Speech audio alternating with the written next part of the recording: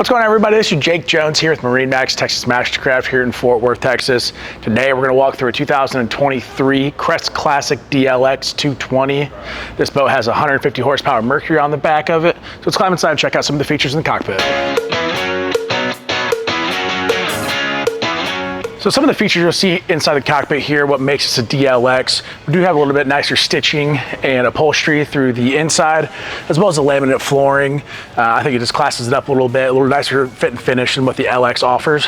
And as we walk forward here, you see we have the co-captain's chairs here. Great spot for the co-pilot with the 2 cup holders, as well as the 3 drawer storage here.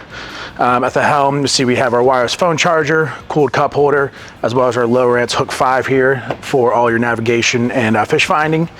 Underneath my feet here, we do have the ski locker. Plenty of length in there, so you can fit fishing poles, skis, or just whatever odds and ends you guys bring on the boat that day. Then up here in the bow of the boat, we do have storage underneath all of this seating, as well as a built-in cooler here.